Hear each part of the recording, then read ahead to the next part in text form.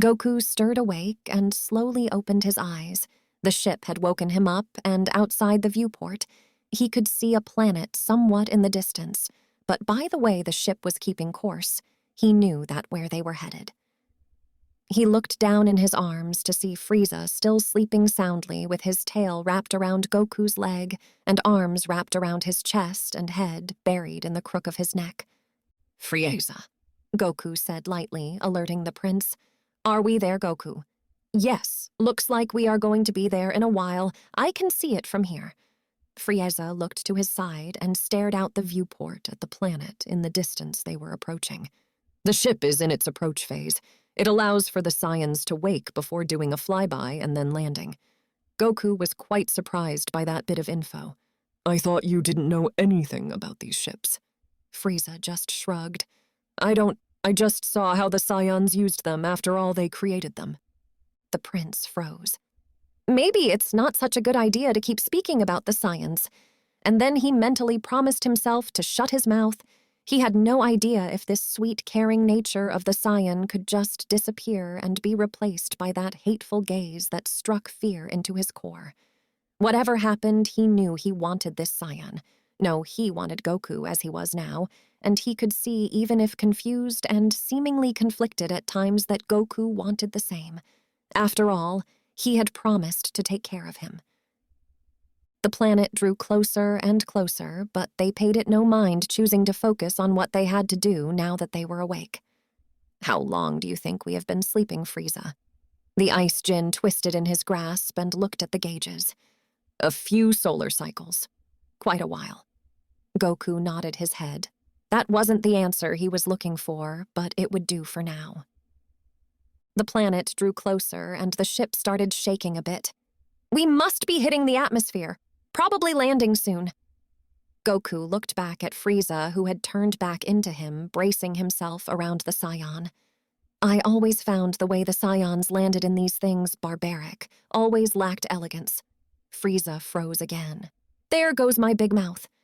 He looked up from Goku's chest, where he was currently resting his head, and saw that Goku didn't seem even bothered. "Yeah, I get what you mean, Frieza. When Vegeta and Nappa landed on Earth, it caused a lot of damage. It looked like they were aiming for cities on purpose." Frieza only nodded his head, confirming Goku's theory. "That's what they usually do when clearing a planet." Goku only nodded before looking down at Frieza and giving him a kiss on his forehead that surprised the former tyrant. "So let's make sure that doesn't happen. Help me. Make sure we don't hit anything or anyone down there." Frieza turned to the controls and looked out the viewport as the pod started violently shaking. He waited till the plasma burning up against the ship faded and looked out. He saw what appeared to be a city and turned around, sitting in Goku's lap with his back to the Saiyan's chest, wrapping part of his tail on his arm. He began typing calmly, even as everything around them shook, and Goku only looked on as he worked, his hands sometimes wandering down Frieza's waist, eliciting a silent shriek and shiver from him that put a smile on his face and had his mind roaming with ideas. Frieza finished changing course. "It seems from the logs that this planet was due for clearance as an order from me a while ago."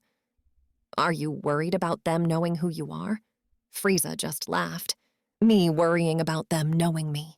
The great Frieza He didn't finish that sentence as he remembered that he had been defeated by the same person who he now sat in the lap of, as if they had known each other their whole lives.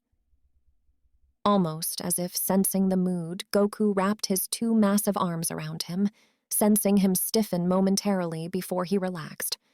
Goku pulled him closer, pressing him firmly but gently to his chest.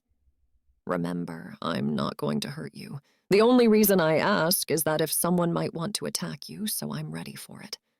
The former tyrant felt himself melt into the embrace even as the pod violently shook. "Other than you and that idiot monkey Vegeta, no one else has ever seen this form." He felt Goku nod before pressing his chin to the top of Frieza's head. "Ready?" "Yes!" Boom! The pod landed with a massive crash, leaving a sizable crater. The two in the pod were fine.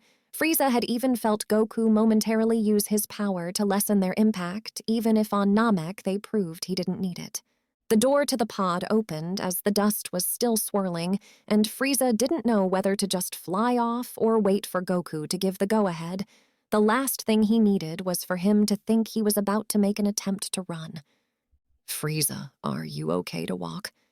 He nodded his head as he felt the embrace that he was secured in being removed, and he felt himself miss it. "Okay, then let's get going and see what's the situation here." Frieza slowly stepped out of the pod on shaky legs. He had been injured after their fight, even after getting whatever thing had helped heal him, and being asleep for a couple of cycles, a stretch was necessary. He felt himself wobble a bit before he felt those arms wrap around him from behind again. "Easy now. I think we both got some spaghetti legs. It's going to take a minute before we are okay." "Who goes there?" a voice shouted from the edge of the crater. "Show yourself." Frieza was about to raise his hand in a death beam, but Goku held it. "Easy, Frieza. We don't know who these people are, so easy on the trigger finger." Frieza reluctantly brought down his hand, pouting at Goku even as his tail unconsciously wrapped around the Saiyan's waist. A being popped up, and a few more stared down at the crater. "Who are you?" "Friends!"